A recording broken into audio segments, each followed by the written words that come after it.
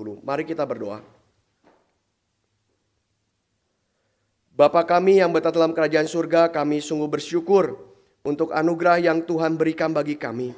Kami bersyukur Tuhan sudah menyertai kami, dan sebentar ketika kami akan merenungkan firman Tuhan, tolong pimpin kami Tuhan. Berkatilah kami, berikan kepada kami hikmat-Mu, berikan kepada kami firman-Mu, sehingga kami dapat merenungkan firman Tuhan. Dan hati kami sungguh melihat kepada keagungan, keindahan Tuhan. Sehingga kami menjadi remaja-remaja Kristen yang bertumbuh dan semakin mengasihi Engkau. Terima kasih Tuhan. Di dalam nama Tuhan Yesus Kristus kami berdoa. Amin. Teman-teman, mari kita membaca Alkitab kita dari Yohanes pasal yang ke-15. Yohanes pasal yang ke-15.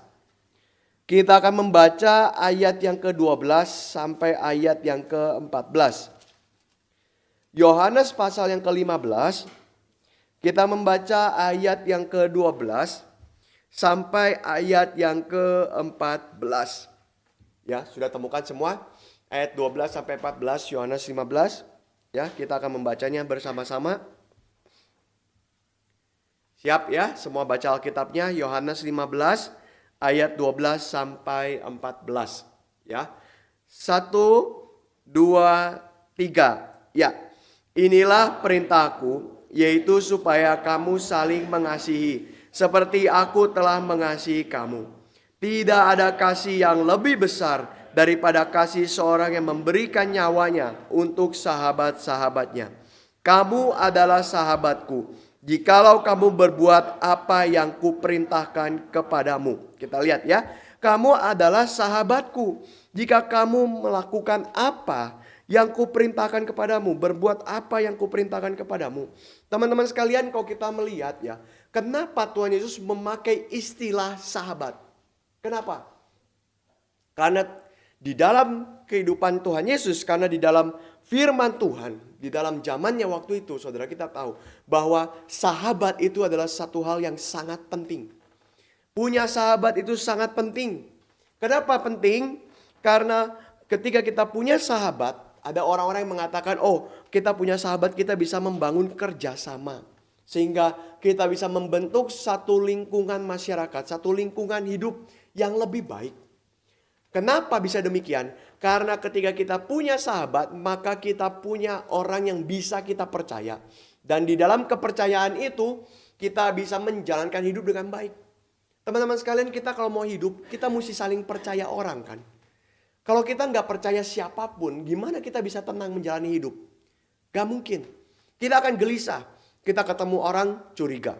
Kita ketemu orang yang lain lagi, curiga. Kita ketemu siapapun, curiga. Ini misalkan waktu kita pergi ya. Kita pergi ke satu lingkungan yang kita sama sekali nggak kenal. Lingkungan yang asing. Lingkungan yang kita tidak pernah datang, kita tidak pernah lihat. Mungkin kita pernah pergi ke luar negeri. Kita pernah pergi ke luar kota. Kalau keluar kota masih agak lumayan ya. Kalau luar negeri itu beda sama sekali. Ini bukan Indonesia. Saya tidak bisa berbicara bahasa mereka misalkan ya. Lalu waktu kita masuk ke lingkungan seperti itu, kita nggak percaya siapa-siapa. Kita nggak percaya ada orang yang tawarin kita makanan. Wah, hati-hati, ini racun nih mungkin nih. Ini racun nih. Ada orang yang tawarin kita tumpangan. Jangan-jangan nanti saya mau diculik nih. Hati-hati nih, saya nggak mau ikut. Maka kita takut. Kalau kita takut, kita nggak mungkin bisa hidup. Teman-teman sekalian, manusia itu hidup dengan kepercayaan. Saya bisa percaya segala sesuatu itu bisa berjalan dengan baik. Maka manusia bisa hidup. Dan salah satunya manusia harus percaya bahwa di dalam lingkungan dia ada manusia lain yang tidak akan menghancurkan dia. Yaitu teman. Dia percaya bahwa teman tidak akan mengkhianati saya. Teman tidak akan berbuat jahat kepada saya.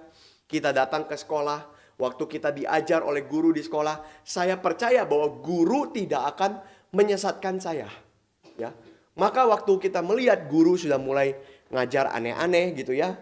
Di zaman saya dulu ada satu guru yang bikin konspirasi ya di kelas. Wah, ini luar biasa.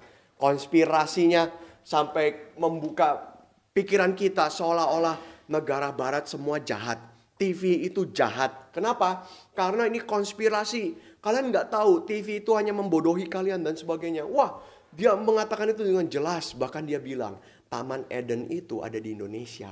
Wah, itu kan kita mulai, apa sih gitu ya, lu ngomong apa sih? Wah, sekarang gurunya udah terkenal sih, masuk YouTube ya.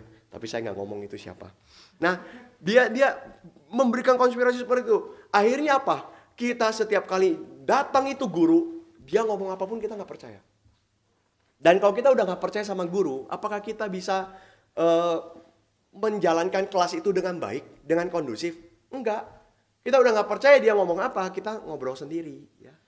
Ah udahlah, bodo amat dia mau ngomong apa, semua ini ngomong kosong. Dia bilang, masa Adam dan Hawa itu sukunya Batak gitu ya, orang Batak, Adam dan Hawa itu. Ini nggak mungkin lah gitu. Ngomong kosong dia begitu, kita ngobrol aja sendiri gitu. Nggak bisa. Maka teman-teman, lingkungan itu mau berjalan dengan baik, kita mesti percaya. Percaya dengan orang. Kita mesti punya teman. Kita mesti percaya ada pemerintah. Kita mesti percaya ini itu dan sebagainya. Sehingga manusia itu menjalankan kehidupan di dalam lingkungannya bisa berjalan dengan harmonis. Dia mesti percaya seseorang. Dan itulah yang disebut dengan teman ketika dia percaya kepada orang lain. Karena manusia diciptakan Tuhan sebagai makhluk sosial. Apa artinya makhluk sosial? Bukan makhluk sosial ya, ini beda ya, ada kaknya, sosial. Sama sosial, itu beda ya. Makhluk sosial itu artinya saling membutuhkan. Kita mesti menyadari bahwa kita ini bukan Tuhan. Kalau Tuhan tidak membutuhkan apapun. Tuhan berdiri pada dirinya sendiri. Tuhan eksis pada dirinya sendiri. Sehingga dia tidak perlu bergantung pada apapun. Tetapi manusia bukan Tuhan, manusia ciptaan. Manusia punya kelemahan. Dan manusia harus saling mensupport satu sama lain. Maka ketika Tuhan menciptakan manusia, Tuhan tidak ciptakan sendiri. Tapi Tuhan menciptakan manusia dengan penolong yang sepadan dengan dia. Kan?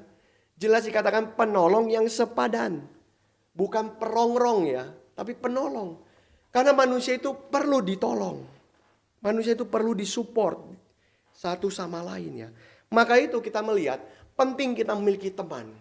Selain kita menjaga kepercayaan, selain kita menjaga lingkungan berjalan dengan kondusif, dengan harmonis, dengan baik, demi seluruh manusia bisa hidup dengan baik, kita juga perlu ditolong karena kita memang manusia yang lemah. Kita perlu ada teman yang menolong kita, membantu kita di dalam berbagai macam hal. Nah, saya mau sebutkan ya, saya mau jelaskan ada pengertian sahabat dari seorang bernama Aristotle. Aristotle itu hidup sebelum Masehi ya, 300 tahun sebelum Masehi kurang lebih ya, mungkin lebih juga 400 tahun. Tetapi dia melihat bahwa ada pentingnya seorang sahabat, pentingnya seorang teman yang dia kategorikan menjadi 3 hal. 3 hal sahabat itu menurut Aristotle. Yang pertama itu adalah sahabat yang berdasarkan kepentingan. Ini kelas sahabat yang paling rendah. Jadi kenapa kita bersahabat dengan dia? Karena dia menguntungkan untuk saya. Ya, menguntungkan untuk saya. Misalkan waktu kita di sekolah, kita main, kita bersahabat sama siapa? Kakak kelas.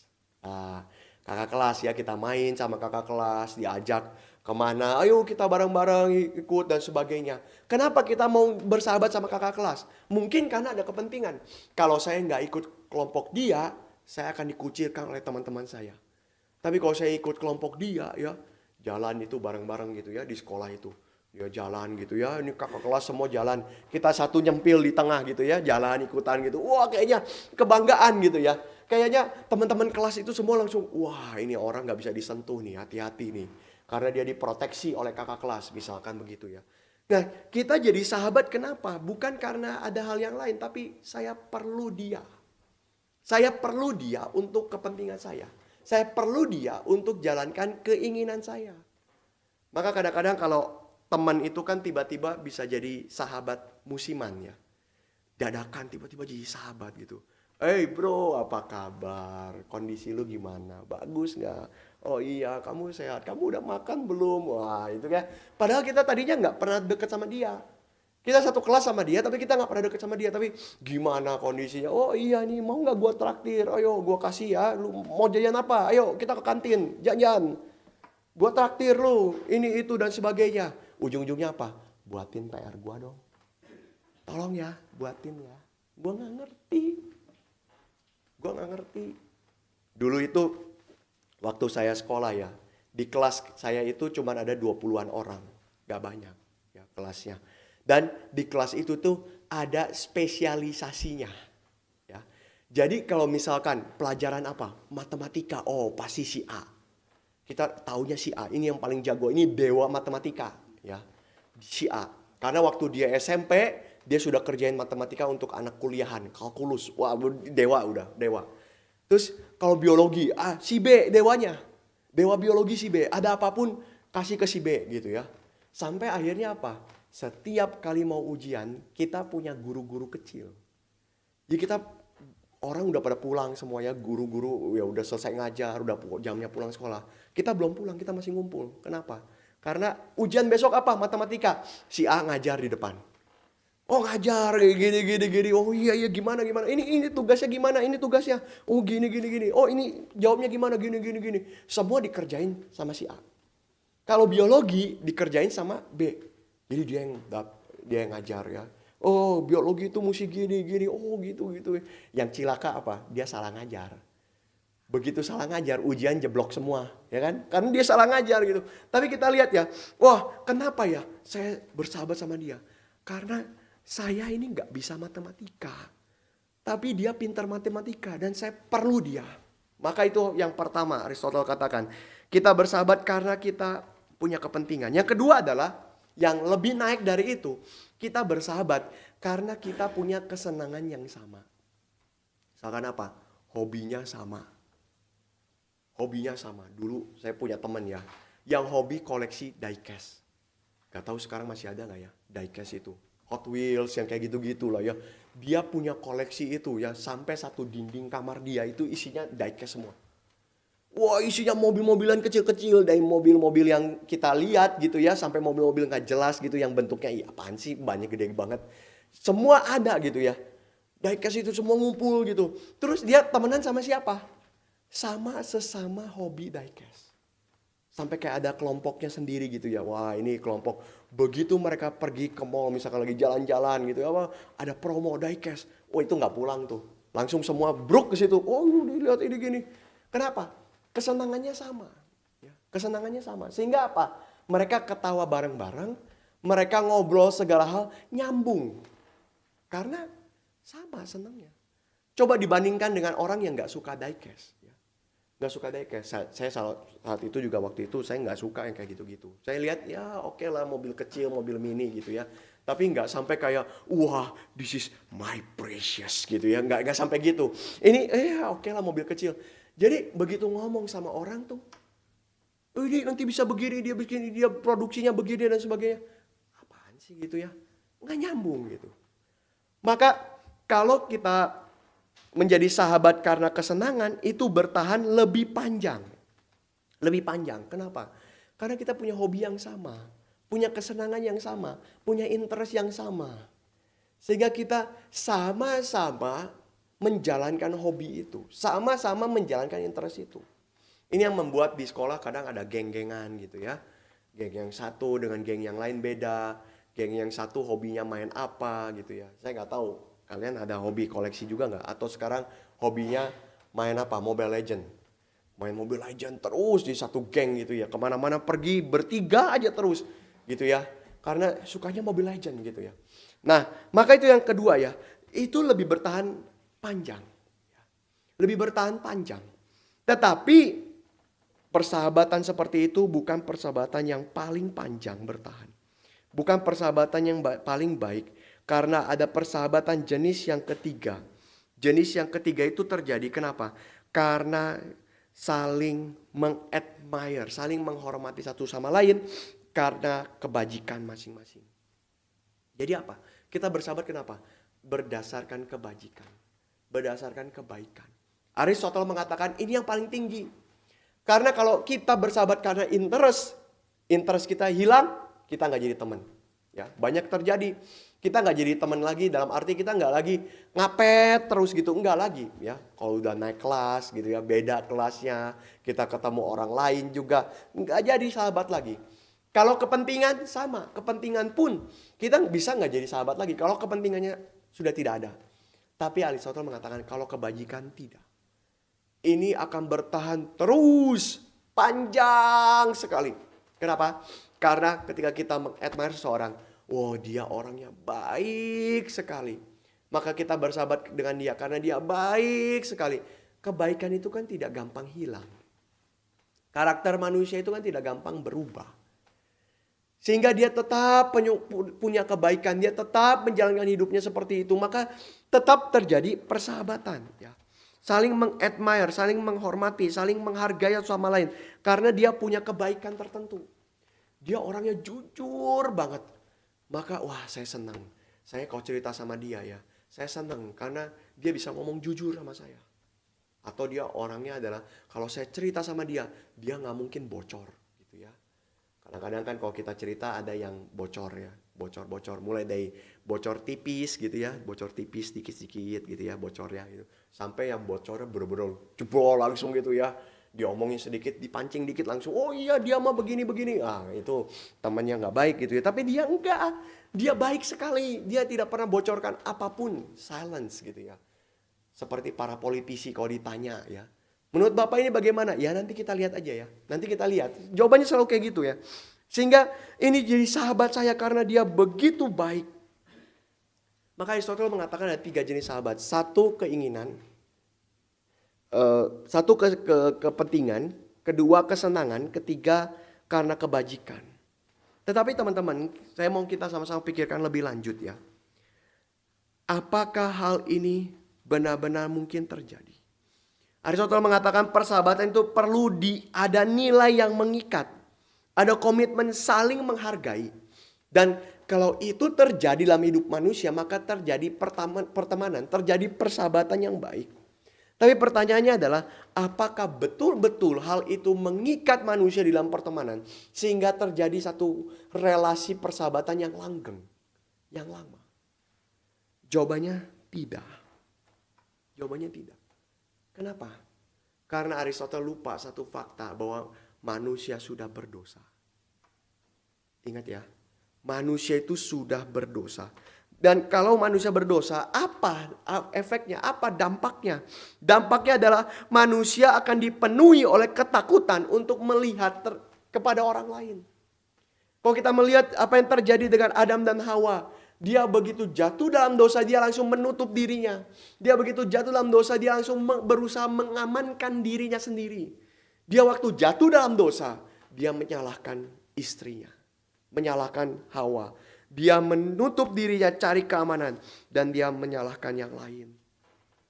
Maka manusia berdosa membuat hidupnya penuh dengan kecurigaan kepada orang. Sehingga relasi dengan sesama itu rusak. Relasi dengan sesama manusia itu rusak. Manusia sulit sekali mencari makna persahabatan. Selain apa? Selain manusia hanya pikir untuk menjadi budak atau diperbudak. Maka teman-teman lihat ya. Ketika relasi manusia itu rusak ya. Bukan hanya mereka saling membenci satu sama lain, tidak. Tapi kita lihat ya. Dari tadinya relasi pertemanan, dari tadinya relasi saling mengasihi, relasi persahabatan, sekarang jadi relasi apa? Relasi top down. Top down. Manusia terus berusaha untuk menaklukkan orang lain. Ini yang terjadi kepada Kain dan Habel.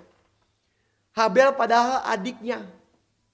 Habel bisa dikatakan, ya kalau mau dibilang bawah, lebih bawah dari dia harusnya Habel. Tapi Habel persembahannya diterima oleh Tuhan. Kain gak rela. Kain iri hati. Kain berusaha untuk menaklukkan Habel. Dan dia hancurkan Habel dengan cara dia bunuh Habel. Maka teman-teman lihat ya. Dosa itu membuat relasi manusia dari saling mengasihi menjadi saling menaklukkan. Saling menaklukkan satu sama lain. Saling memperbudak satu sama lain. Itu karakter manusia. Maka perbudakan bisa terjadi. Sampai sekarang pun perbudakan bisa terjadi. Human trafficking bisa terjadi. Sampai sekarang pun human trafficking masih terjadi. Dan ini dosa dari manusia yang saling mengikat orang lain. Demi dirinya sendiri bisa lebih tinggi, lebih baik daripada orang lain. Maka saudara, ketika kita bicara tentang persahabatan, apakah ada persahabatan yang sejati? Kadang-kadang ya, persahabatan itu terjadi. Seperti tadi Aristoteles mengatakan, kalau kita sejajar, kita bisa jadi sahabat. Ya. Kalau kita sejajar, maksudnya apa? Kelasnya sama gitu ya. Kemudian nilainya sama, kurang lebih lah ya. Kemudian juga ya prestasi lain juga sama. Pertemanannya, teman-temannya lingkaran pertemanannya juga sama. Ya oke lah gitu. Kita bisa jadi sahabat, oh iya ini teman saya. Tapi coba lihat, kalau teman kamu tiba-tiba ya, tidak tiba-tiba juga ya, tapi maksudnya kalau teman kamu dia juara olimpiade. Guru itu sangat sayang sama dia. Ya, kemudian dia jalan ke sekolah itu pakai karpet merah. Guru aplaus itu ya, kepala sekolah dampingi dia waktu jalan misalkan gitu ya. Itu sahabat kita. Dia dipanggil waktu ibadah di akhir tahun itu. Dia dipanggil. Di situ ada ratusan orang. Bahkan sampai 1.000 orang yang hadir di sekolah itu. Dia dipanggil. Dia pidato di depan. Wah. Kita lihat ya. Orang seperti itu dapat hadiah yang banyak dari sekolah dan sebagainya. Ini anak pintar sekali. Kebanyakan orang yang mengaku sebagai sahabatnya, di dalam hatinya ada iri hati. Ada iri hati kan? Saya dulu makan sama dia bareng-bareng, makan tempe bareng di pinggir jalan. Saya dulu main kemana-mana sama dia, kita ngubek-ngubek selokan. Nggak tahu zaman sekarang ya, anak sekarang masih ngubek-ngubek selokan nggak? Dulu saya waktu kecil itu ngejar-ngejar anak kodok ya. Sampai masuk ke lubang, itu ada satu lubang itu ya, sebelah selokan itu. Saya ngubek-ngubek di sana, ketemu banyak anak kodok gitu ya. Dulu mainannya itu. Gak tahu sekarang, mungkin anak sekarang taunya hanya HP saja ya, liatin HP terus gitu ya. Gak ada gak ada pengalaman seperti itu. Tapi kalau kita lihat, dulu saya senasib sepenanggungan dengan dia. Kenapa sekarang dia lebih hebat dari saya? Ada iri hati, ada kedengkian, ada kesulitan. Kita kalau nggak sejajar dengan dia, apakah kita masih bisa jadi sahabat dia? Nggak tentu. Apalagi di zaman sekarang juga banyak sekali persahabatan yang toksik. Yang saling memanfaatkan, yang saling memanipulasi satu sama lain. Toksik itu berbahayanya bukan hanya karena dia memanfaatkan dan sebagainya, tidak. Tapi yang paling bahaya itu adalah ketika mereka saling memanipulasi. Sehingga nggak jarang ya, teman-teman coba lihat. Dari sahabat jadi musuh. Banyak gak? Banyak. Dulunya sahabat, dulunya main dan sebagainya. Wah, kita sama-sama ke sana ke sini dan sebagainya. Saya mengagumi dia sebagai orang yang baik dan sebagainya. Tapi ujung-ujungnya jadi musuh. Kenapa? Karena ini kita lihat bahwa manusia tidak bisa lepas dari dosa. Dan dosa yang membuat manusia punya iri hati. Manusia punya kecurigaan satu sama lain. Kita lihat ada satu cerita ya. Di zaman Romawi kuno dulu. Ada seorang jenderal yang sangat terkenal, namanya Jenderal Mark Antony. Ya, mungkin kita cukup familiar dengan nama ini. Jenderal Mark Antony ini jenderal kepercayaannya Julius Caesar. Waktu Julius Caesar mati, Mark Antony ini yang muncul ya sebagai pemimpin. Memimpin seluruh kekaisaran Roma waktu itu. Waktu itu belum kekaisaran seperti yang kita tahu di dalam cerita Alkitab ya. Tetapi ada temannya, Mark Antony itu punya teman. Namanya Octavianus, nama temannya itu. Ya, Octavianus, ini ketawa-ketawa saya tahu. Ya, Octavianus. Oke, Octavianus itu yang sekarang kita kenal sebagai Agustus. Kaisar Agustus, ya, nama aslinya itu Octavianus. Mereka itu kemana-mana bareng.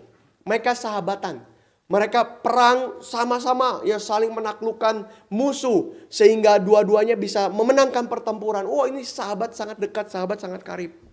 Tapi satu ketika, Mark Antony itu, dia melihat ada ratu Mesir yang sangat cantik. Namanya siapa? Cleopatra. Dia lihat, ratu Mesir ini, dia sangat cantik sekali. Akhirnya dia suka. Waktu dia suka dengan ratu ini, akhirnya apa? Dia membela kebijakan dari ratu Mesir ini, Ratu Cleopatra. Sementara Octavianus itu sangat benci dengan Mesir. Dia tidak suka dengan kebijakan daripada Mesir. Dia musuh sama Mesir. Akhirnya apa? Terpecah. Lihat ya, persahabatan itu yang sangat dekat, sangat karib terpecah. Akhirnya Mark Antony membela Cleopatra. Octavianus melawan Cleopatra. Dan apa yang terjadi? Akhirnya dua-duanya perang. Ini terjadi dalam sejarah. Mark Antony dengan Octavianus itu perang saudara.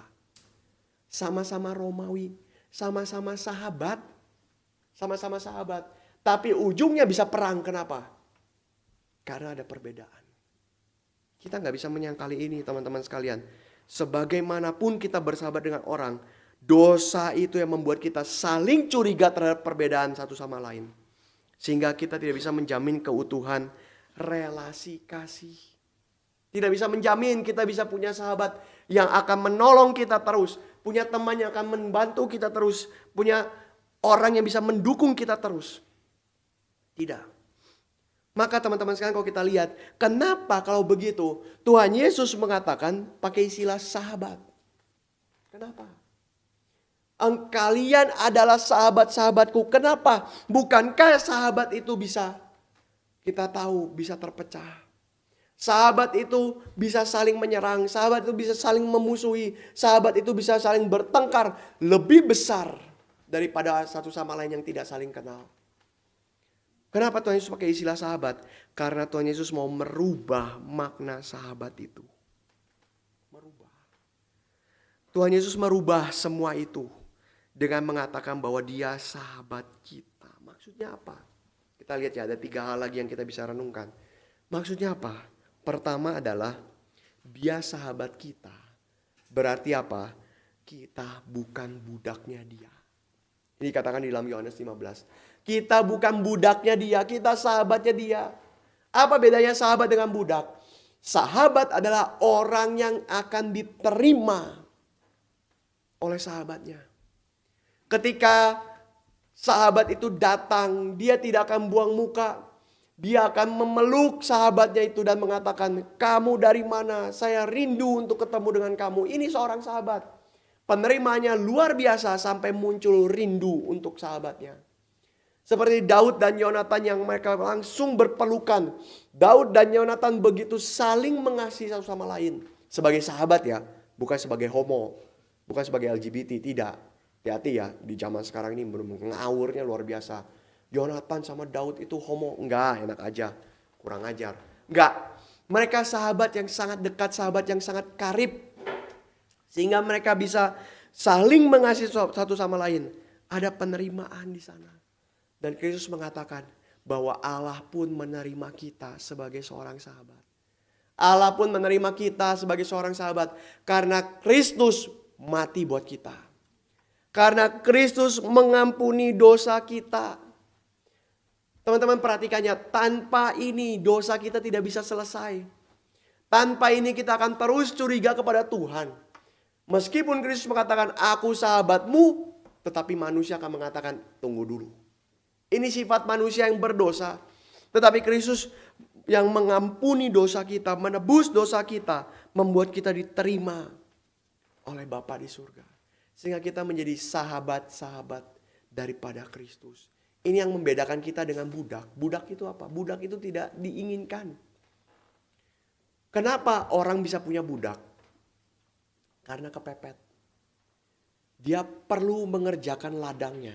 Dia perlu memberesi rumahnya. Maka dia pergi ke pasar, dia cari budak. Dia beli budak itu. Kenapa? Kepepet, tidak ingin. Kalau orang itu tidak punya apa-apa untuk dikerjakan, masa dia mau dekati budak itu? Oh budak, aku sangat rindu engkau. Gak ada. Budak mati ya sudah.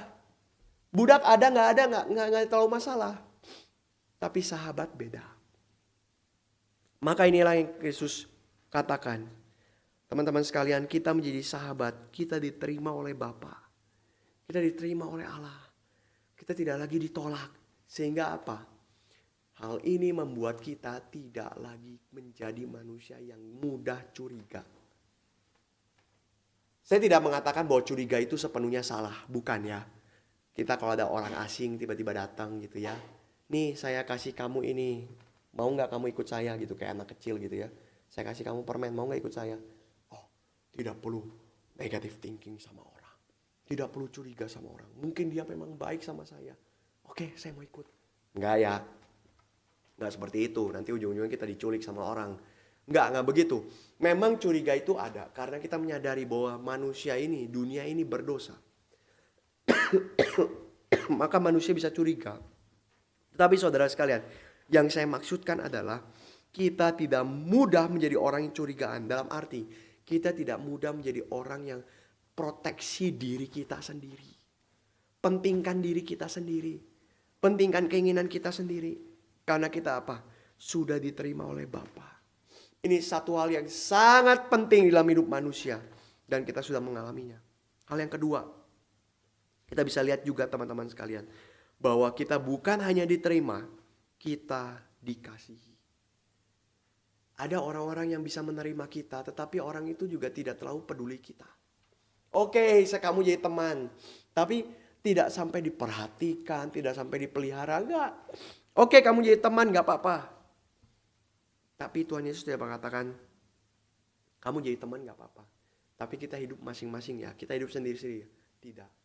Tuhan Yesus ketika dia menjadi sahabat kita, dia peduli kepada kita, dia mengasihi kita. Dan begitu besar kepedulian dia, begitu besar kasih dia, sampai dia rela berkorban untuk kita. Teman-teman, apa artinya dia rela berkorban? Artinya adalah dia lebih mementingkan kita dibanding dirinya sendiri. Lebih mengasihi kita dibanding dirinya sendiri. Lebih mengutamakan kita dibanding dirinya sendiri. Dia berani korbankan hidup dia demi kita.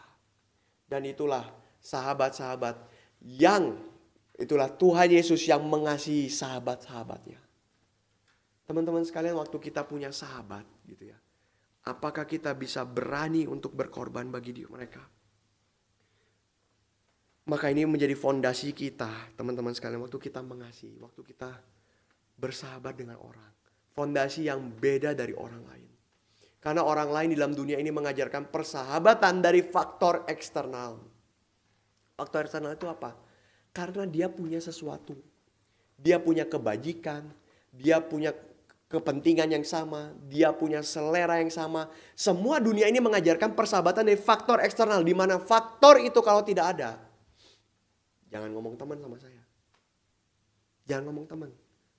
Kalau kamu nggak sama-sama ya merokok sama saya, kamu jangan jadi teman saya. Kalau kamu nggak sama-sama ikut ya nonton video yang nggak benar sama saya, kamu jangan ngomong teman sama saya. Teman-teman sekalian, ini persahabatan dunia. Persahabatan dunia, tapi persahabatan Kristen tidak demikian. Karena apa? Karena fondasinya dari dalam. Kristus sudah mati buat kamu. Dia sudah menunjukkan dia sahabat sejatimu. Yang kedua, yang ketiga, bukan hanya sahabat yang mengasihi, bukan hanya sahabat yang menerima kita, tapi sahabat yang membentuk kita. Membentuk kita. Teman-teman sekalian, waktu dikatakan dia setia bagi kita, apa sih maksudnya? Setia itu maksudnya apa? Setia itu bukan hanya dia selalu menyertai kita, selalu memelihara kita, selalu ada di sekitar kita, di sisi kita. Itu setia, betul. Tapi setia juga termasuk apa? Dia tidak pernah lelah untuk membentuk kita menjadi umat yang setia juga di hadapan Tuhan. Kesabaran Tuhan paling besar adalah ketika dia harus menguduskan kita. Kenapa? Karena manusia ini adalah makhluk yang paling tegar tengkuk di hadapan Tuhan. Manusia adalah makhluk yang tidak mudah. Kita lihat bangsa Israel. Teman-teman, kalau saya tanya, apa yang kurang dari Tuhan sehingga Israel masih menolak untuk menyembah Dia? Apa yang kurang dari segala hal yang Israel sudah alami? Israel sudah dapat mujizat, salah satu mujizat paling besar di dalam dunia ini, yaitu laut Teberau bisa terbelah. Siapa yang bisa belah laut? Gak bisa belah laut dengan angin dan sebagainya, laut itu terbelah. Dan orang Israel yang jumlahnya mungkin saat itu sekitar 6 juta ya. Jumlahnya bisa lewat laut itu dari daratan tanah yang kering. Siapa yang bisa lakukan ini? Mereka kepanasan di padang gurun, Tuhan kami kepanasan. Itu kan mereka dikasih tiang awan. Mereka kedinginan dikasih tiang api. Mereka kelaparan dikasih roti mana. Dan berbagai macam lainnya sampai Alkitab mengatakan sepatu mereka pun tidak rusak. Sepatu buatan mana itu yang tidak rusak? 40 tahun loh. Bisa bergenerasi-generasi tidak rusak. Tidak rusak bukan karena disimpan. Tidak rusak karena Tuhan menyertai mereka. 40 tahun jalan. Sepatunya nggak rusak di padang gurun. Maka kita lihat teman-teman sekalian. Tuhan sudah begitu baik kepada mereka.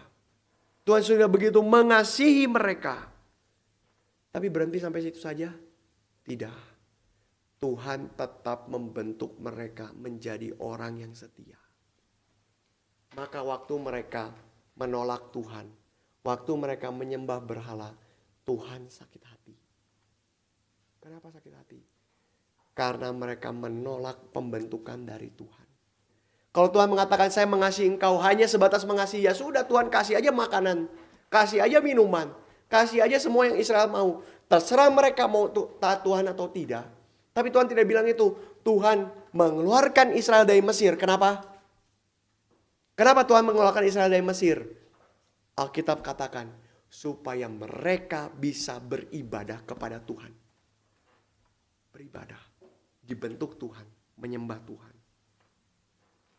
Maka kita, teman-teman sekalian, waktu Tuhan mengasihi kita, apa buktinya dia menjadi sahabat yang baik buat kita?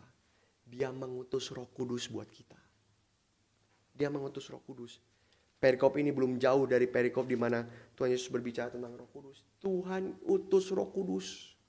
Untuk apa? Mendidik kita, membentuk kita, mengenal kebenaran. Untuk membuat kita mengerti kebenaran Tuhan, mengenal siapa Tuhan kita.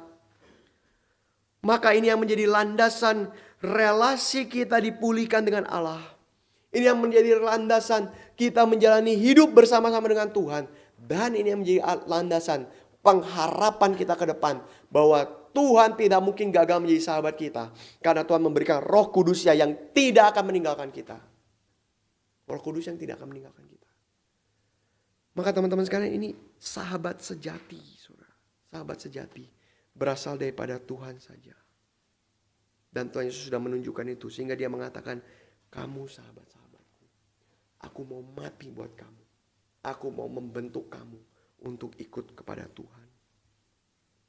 Maka teman-teman sekalian, dari hal ini kita bisa mempelajari bagaimana kita bisa hidup juga menjadi sahabat. Sahabat tentu kepada Tuhan. Tetapi juga sahabat kepada sesama kita. Kadang kita mengatakan, sahabat saya gak baik. Sahabat saya gak benar. Sahabat saya gak jujur. Tapi pertanyaannya, kita sudah jadi sahabat yang baik belum buat teman kita?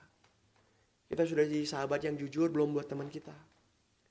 Kita jangan hanya menjadi hakim bagi orang lain. Tapi kita mesti melihat di dalam diri kita. Apakah kita sudah menjadi hakim bagi diri kita juga. Kita hidupnya kayak gimana? Kita sering bully orang lain. Si itu mah gini, si itu mah gitu. Kita sendiri bagaimana? Apakah kita bisa lebih baik dari dia? Nggak tentu. Maka ada 3 hal lagi yang kita bisa sama-sama renungkan. Yang kita bisa sama-sama pikirkan. Bagaimana kita belajar untuk menjadi sahabat. Bagaimana kita belajar untuk menjadi teman yang baik. Yang pertama itu apa? Yang pertama, bagaimana cara kita menjadi sahabat yang baik? Yaitu saling mengasihi satu sama lain. Saling mengasihi. Teman-teman, mengasihi itu apa ya? Mengasihi kita kalau dia perlu kita tolong gitu ya. Kalau dia sedang sedih kita hibur. Ya good mengasihi itu. Tapi saya mau tunjukkan kepada satu hal ini. Saling mengasihi juga berarti apa? Kita harus berani menegur yang salah. Menegur yang salah.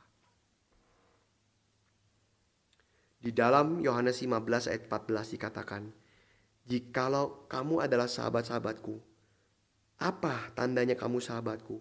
Kalau kamu berbuat apa yang kuperintahkan kepadamu. Kalau kamu melakukan kebenaran, kamu sahabat-sahabatku. Maka teman-teman sekalian, ini landasan yang kita harus sama-sama miliki. Kita menjadi sahabat Kristus. Kita sudah belajar bagaimana kita dikasih oleh Tuhan. Kita ditebus oleh Tuhan. Roh Kudus diberikan bagi kita. Kita sudah menjadi sahabat Kristus. Fondasi dasar yang bisa kita teladani. Bagaimana kita harus menjadi sahabat bagi teman-teman kita. Dan yang pertama kalinya adalah harus ada kebenaran.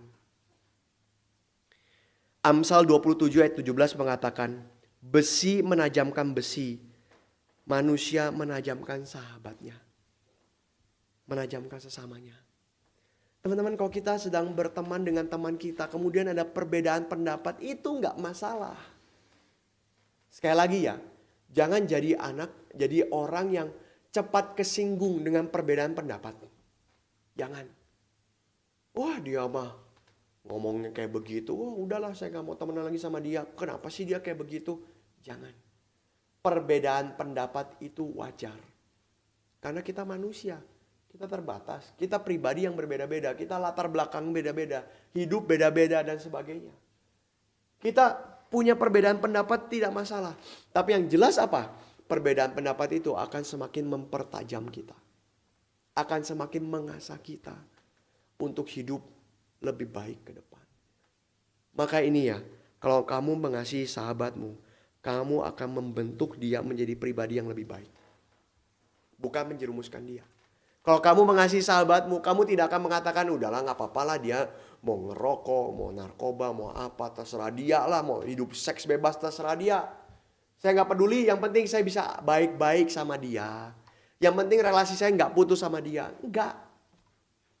Kamu akan berani ngomong. Karena aku mengasihi kamu, maka aku tidak mau kamu hancur. Maka aku menasihatkan, kamu mesti begini, kamu mesti begitu. Demikian juga sebaliknya. Sebaliknya apa? Kita jangan mau jadi orang Farisi. Orang Farisi yang hanya bisanya tunjuk-tunjuk. Pokoknya saya benar dan semua saya lihat dari perspektif saya paling benar. Tidak. Kalau ada orang yang kasih masukan kepada kamu. Masukan yang sangat menyakitkan tapi benar. Ada yang menyakitkan tapi gak benar ya. Itu namanya nyinyir. Itu menyakitkan tapi gak benar. Ini menyakitkan tapi benar. Maka kamu harus dengar dia. Ingat ya, orang yang mengatakan kita gak perlu dengar siapapun seperti tadi ya. Saya bisa jalan sendiri, kita gak perlu dengar siapapun. Oke, good luck. Karena engkau akan terjeblos. Kita gak bisa mengatakan saya gak perlu dengar siapapun, gak bisa. Kita manusia yang bertumbuh. Kita manusia yang belajar untuk mengerti. Kita manusia yang belajar untuk melihat segala sesuatu dari perspektif yang berbeda. Manusia perlu belajar, maka manusia perlu dengar dari orang lain. Dan waktu kita melihat ada teman kita mengatakan hal yang benar, meskipun itu menyakitkan, maka kita harus berani terima. Itu tandanya engkau mengasihi dia. Engkau mengasihi dia. Kenapa? Saya mau terima masukan dia. Karena sebagai manusia ada masanya kita memberi, ada masanya kita menerima. Dan kita harus membuka hati kita. Waktu kita harus menerima masukan dari orang. Demikian juga. Waktu saya memberikan masukan pun. Kita pengen masukan kita diterima. Meskipun ya orang bisa mempertimbangkan ya. Bukan berarti diterima harus dijalanin. Kalau gak dijalanin kita maki-maki dia. Enggak. Tapi inilah kasih. Kasih itu apa? Saling memberi. Saling menerima. Kita membentuk orang. Kita pun dibentuk oleh orang. Dan itulah relasi persahabatan yang indah. Yang kedua, teman-teman sekalian, apa? Bagaimana kita menjadi sahabat? Bukan hanya kita saling membentuk satu sama lain menjadi pribadi yang lebih baik, tetapi kita bisa menjaga kesetiaan. Menjaga kesetiaan. Kenapa kita mesti menjaga kesetiaan? Kita meneladani Kristus yang tidak pernah meninggalkan kita. Saudara, Alkitab kan mengatakan kalau kita mengasihi Allah, apa buktinya kita mengasihi Allah? Kita akan mengasihi sesama. Maka apa yang kita perbuat kepada Allah kita itu jugalah yang harusnya menjadi patokan perbuatan kita kepada sesama kita. Kita mengasihi Allah, kita tidak mengasihi sesama, itu omong kosong. Maka teman-teman sekalian kita bisa melihat, kita melihat kepada Kristus, kita setia kepada Kristus, Kristus tidak pernah tinggalkan kita. Maka kita pun belajar setia kepada teman-teman kita. Jangan suka jadi pengkhianat. Jangan bangga jadi pengkhianat. Pengkhianat itu maksudnya apa? Maksudnya begini ya. Ketika kita ada perjanjian ya, misalkan ada teman kita bicara satu rahasia. Rahasia yang sangat sulit untuk orang lain dengar. Tapi dia berani cerita sama kita. Jangan jadi pengkhianat ya. Maksudnya apa? Gue punya kartu as lu.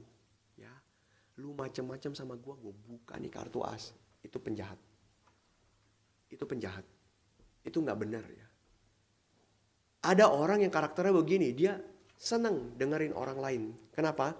Karena dia punya kartu as. Nah, si ini aibnya ini aibnya ini aibnya ini aibnya ini. Begitu ada orang mau ngelawan dia, dia buka aibnya. Nah, kamu kan begini kan? Tembakin terus sama dia aibnya. Itu orang jahat. Ini bisa dikategorikan pengkhianat. Pengkhianat. Ini orang jahat. Ini orang gak benar seperti ini.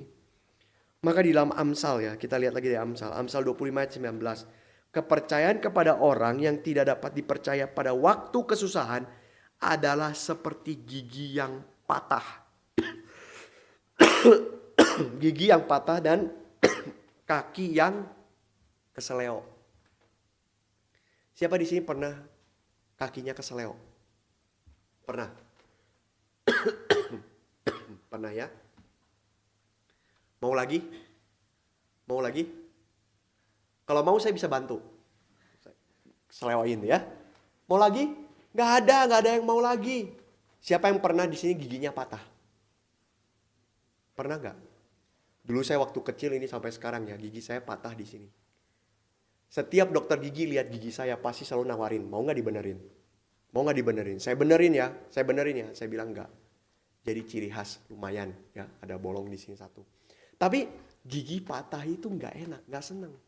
Linu, jedat-jedut ini ya gigi ini kayak kok kita lihat ya. Pernah nonton Mr. Bean nggak ya? Mr. Bean itu kan satu ketika masuk ke dokter gigi itu kan, dia sok tahu ya, dia suntik itu dokternya sampai pingsan jatuh. Kemudian dia sok tahu gimana dong ini saya waktu ini gimana ini pakai segala macam gitu ya. Sampai akhirnya semua giginya itu sakit ya sampai dia sampai ditonjok-tonjokin, dia ambil alat apa nggak tahu dia patahin giginya. Saking sakitnya gitu ya, saking sakitnya itu. Sampai akhirnya dia nggak tahan lagi, kemudian semuanya udah putih, udah nggak karu-karuan lah. Itu benar-benar nggak karu-karuan. Saya nggak tahu ya setelah itu ya. Kalau itu benar ya, manusia benar terjadi seperti itu. Mungkin setelah itu giginya dicabut semua itu. Karena ya nggak tahu dia masukin apa ke giginya. Tapi kita lihat teman-teman sekalian ya, gigi patah sakit sekali. Sakitnya bukan sakit yang sekali jadi ya. Kalau orang disuntik itu katanya kayak gigit semut ya. Enggak juga sih ya, kadang-kadang beneran sakit sih disuntik itu, enggak cuma gigit semut ya. Tapi sakitnya disuntik itu sakit sekali kan. Cuman tek gitu doang. Setelah itu apa? Ya udah enggak sakit lagi kan. Kita apalagi setelah jarum suntiknya dibuka itu kan udah enggak sakit lagi gitu ya. Ya dikit aja gitu. Tapi di sini ya, waktu sakit gigi, sakit keseleo gitu ya. Itu benar-benar sakitnya lama. Dan itu diingat terus. Itu diingat. Itu jadi memori yang tidak mengenakan. Demikian dengan orang apa? Dikatakan Amsal. Yang tidak bisa dipercaya waktu susah. Ada orang-orang yang datang hanya waktu senang. Waktu main.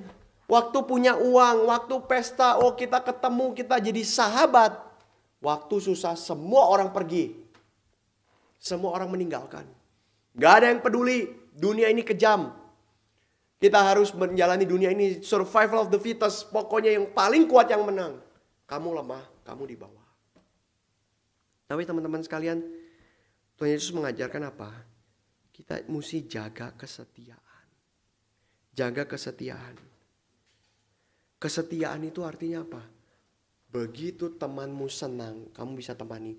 Begitu temanmu susah, kamu harus temani. Kamu harus temani. Itu karakter yang Tuhan berikan. Tuhan kan tidak mengatakan, wah kalau anak-anakku senang ke gereja, kalau anak-anakku senang menyembahku, aku mau temenin mereka. Kalau mereka jahat, enak aja, udah terserah pergi sana. Saya gak mau temenin. Enggak. Tuhan gak begitu.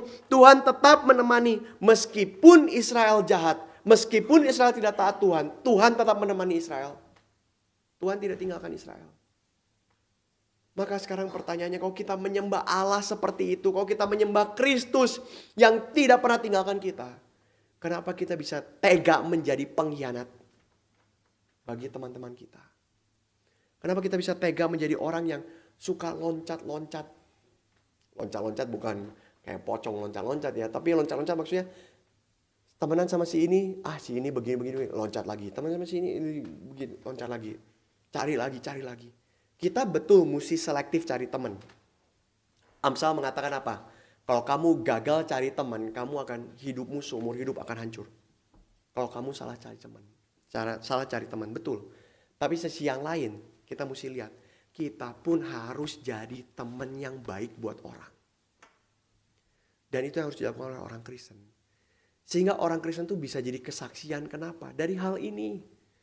Kita bisa jadi kesaksian bukan hanya karena kita KKR besar dan sebagainya. Ada porsinya untuk itu. Tapi ada porsinya juga kita bisa menjadi kesaksian buat orang lain. Dengan kita menjadi teman yang baik. Teman yang baik. Apalagi nanti kalian ya. Kalau kalian sudah masuk dalam dunia kerja. Itu sangat kerasa. Kalian kan ini SMP, SMA, kuliah ya. Itu nanti sangat kerasa kalau kalian masuk dalam dunia mulai kerja dan sebagainya. Di sekolah kita masih bisa hahi. Karena apa? Ya mau gak mau ketemu terus setiap hari. Nanti kalau sudah kerja gitu ya.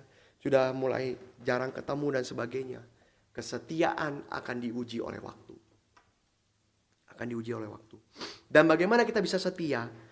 Kita bisa setia hanya ketika kita sudah mematikan diri kita. Mematikan diri. Bukan kita mau merenggut keuntungan dari teman kita. Bukan kita mau merenggut kesenangan dari teman kita. Maka kita bersahabat sama dia. Tidak. Tapi karena kita mengasihi, kita mau setia pada dia. Yang ketiga, yang terakhir adalah Kristus mengatakan dia berkorban bagi kita. Seperti Kristus berkorban, dia mati di atas kayu salib bagi kita. Dia mencurahkan darahnya, dia memberikan nyawanya bagi kita. Kita pun harus berani menjadi sahabat-sahabat yang berani berkorban. Saudara, berkorban itu bukan harus selalu identik kita mati buat mereka. Enggak ya. Dan kadang-kadang pengorbanan itu juga harus diukur ya. Tahap mana kita harus melakukan ini, tahap mana kita tidak perlu lakukan ini. Tetapi saya mau katakan ya teman-teman sekalian. Salah satu pengorbanan yang kita bisa lakukan itu adalah kita berani melindungi dan berani mendengarkan dia. Kalau teman kita misalkan ya, dia difitnah oleh orang. Lalu dia mendapatkan kasus dan sebagainya gitu ya. Kita sebagai teman, kita mau ngomong apa?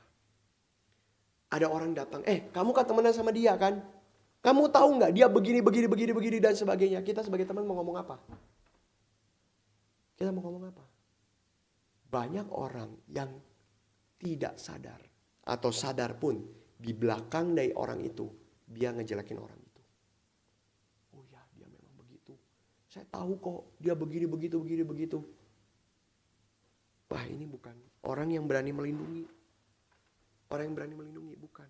Melindungi bukan berarti kita harus kompromi. Melindungi bukan berarti kita tidak harus melihat kebenaran, bukan. Tetapi melindungi berarti apa? Kita menjalankan peran kita sebagai teman yang tidak menjatuhkan dia. Yang tidak menjatuhkan dia. Dia punya salah. Orang punya salah. Kita nggak bisa bilang, oh itu mah benar, kita belain dia. Enggak. Ini persahabatan orang dunia. Yang salah jadi benar, yang benar jadi salah. Tergantung apa relasi. Ya. Kalau kita punya relasi, semua jadi bagus. Ya. Seperti ada satu politikus gitu ya. Waktu temenan, oh ya IKN bagus. Oh ya makan sama-sama, pesta, makan tumpeng dan sebagainya gitu ya. Bagus, lanjutkan bangun IKN. Waktu jadi oposisi, kita harus buat perubahan. Nah, kan ngomongnya beda ya.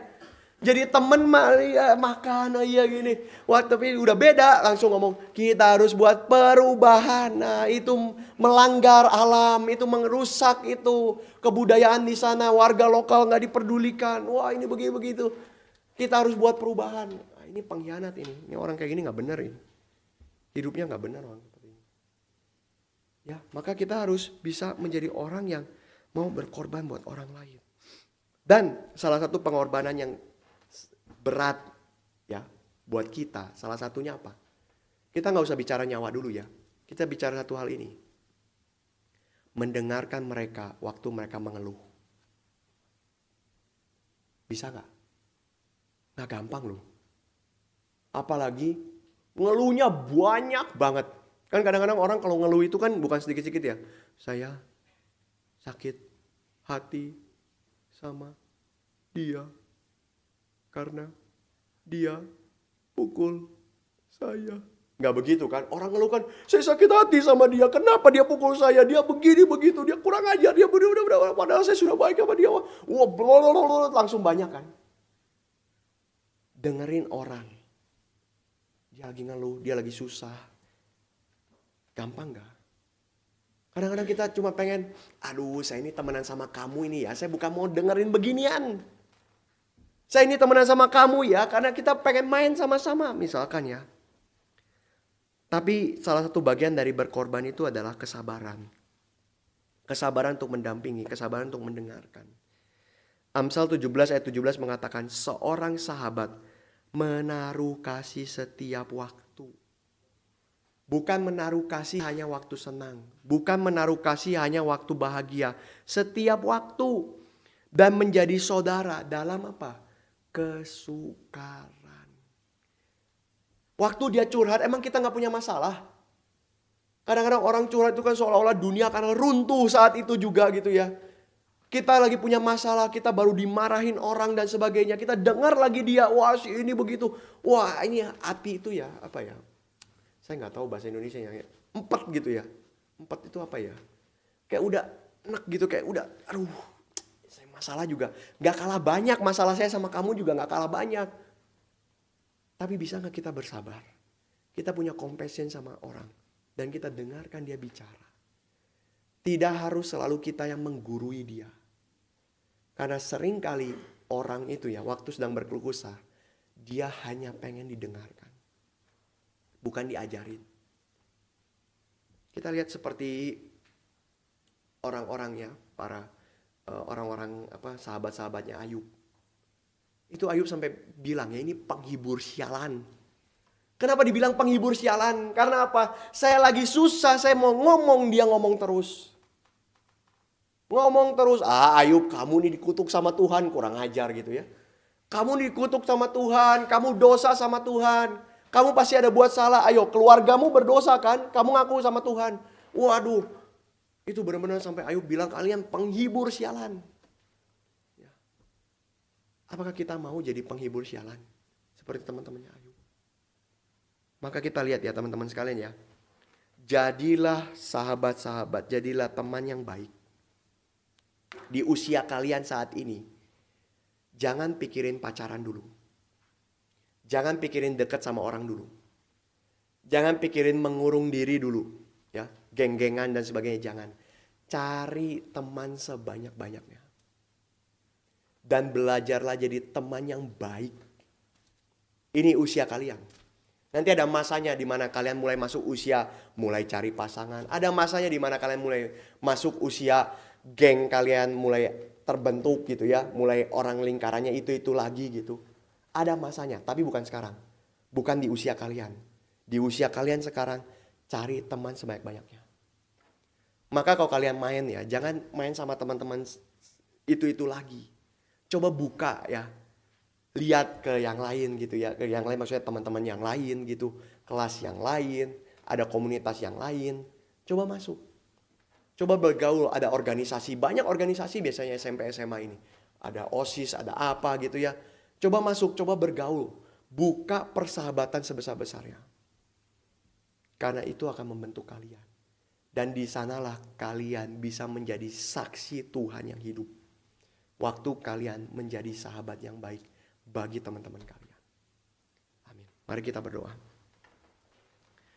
Bapa di surga, kami bersyukur untuk anugerah yang Tuhan berikan bagi kami.